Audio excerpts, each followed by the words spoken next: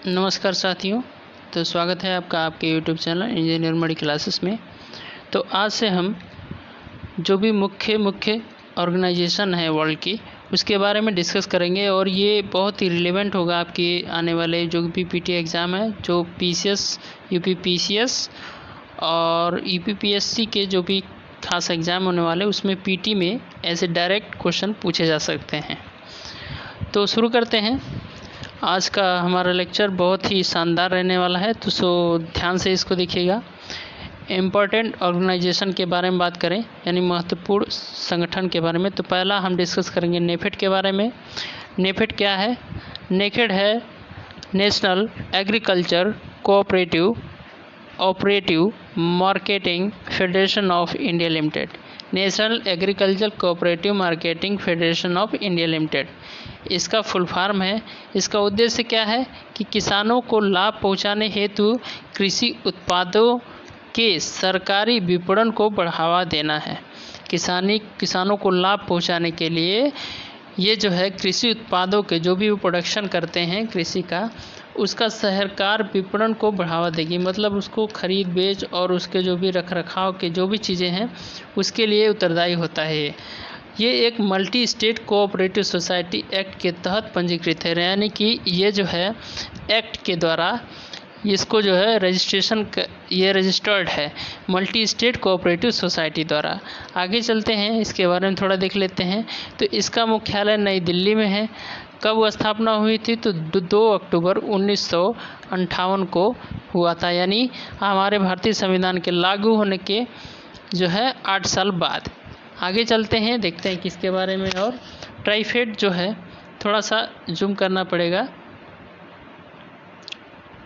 क्योंकि यहाँ पे आपको दिखेगा नहीं। ये ट्राइफेड कोऑपरेटिव मार्केटिंग डेवलपमेंट, ये तो मैंने बता दिया आपका ये फुल फॉर्म होता है। और यहाँ पे आप देख सकते हैं इसकी स्थापना हो गया। फिर यह जनजाति मामलों के मंत्रालय के अधीन है। तो ट्राइफेड किसके मंत्रालय के अधीन है? तो ये जो है जनजाति मंत्रालय जो है उसके अंतर्गत है। और इसका प्रधान कार्यालय भी मैंने डिस्कस कर लिया कि नई दिल्ली में है। इसको ग्राफ के ज़रिए से मैंने रिप्रेजेंट किया। आगे चलते हैं। आगे का हमारा ऑर्गेनाइजेशन है OPEC, organisation of petroleum exporting country. ये एक्चुअली जो भी हमारे जो सऊदी अरब साइड के जो भी जितने देश हैं वो ओपेक हैं, और प्लस रसिया भी इसमें शामिल है। तो ओपेक में 14 देश हैं कुल मिलाकर के। और इसका मुख्यालय कहाँ है? तो ये है वियना, ऑस्ट्रिया में है। और इसकी स्थापना देखें तो कब हुई थी? तो ये 1 सितंबर 1965 को हुई थी। आगे देखते हैं।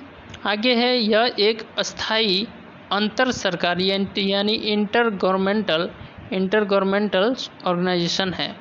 और इसकी स्थापना जो है बगदाद सम्मेलन में हुई थी 1960 में। उसके बाद 5 साल बाद जो है, ये 5 साल के लिए इसका मुख्यालय जेनेवा स्विट्जरलैंड में था। लेकिन अगर हम वियना ऑस्ट्रिया की बात करें तो ये 1965 में हुआ, यानी 5 साल बाद। तो पहले इसका मुख्यालय वियना में नहीं था और ये स्विट्जरलैंड में था, जो कि अक्सर मुख्यालय जो भी आप देखेंगे अच्छे वो जैसे WTO है, WHO है, ये जेनेवा स्विट्जरलैंड में अवस्थित है।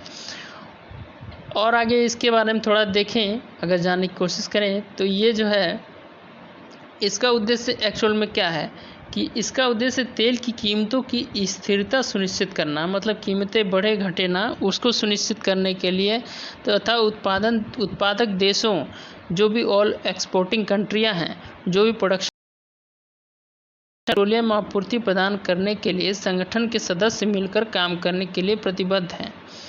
मतलब ये इसके जो संगठन हैं, जो भी ओपेक के जो भी 14 कंट्रियां हैं, ये पेट्रोल के उचित क्या उसका रेट होना चाहिए, कितना प्रोडक्शन होना चाहिए और कैसे कैसे उसका एक्सपोर्ट होना चाहिए, वो सारी चीज़ें ये लोग मिल करके डिसाइड करते हैं।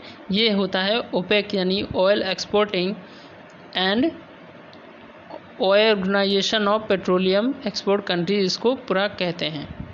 तो ये रहे हमारे जो ऑर्गेनाइजेशन है। आगे भी ऑर्गेनाइजेशन बहुत सारे हैं। तो अगर ये सीरीज़ आपको पसंद आती है तो कृपया इसे लाइक करें और कमेंट में बताएं कि आपको ये लेक्चर कैसा लगा। ताकि मैं आगे चल कर के और भी आपको इम्पोर्टेंट ऑर्गेनाइजेशन जो भी हैं आपके वर्ल्ड के, उसके बारे में डिस्कस करूं। तो नमस्कार।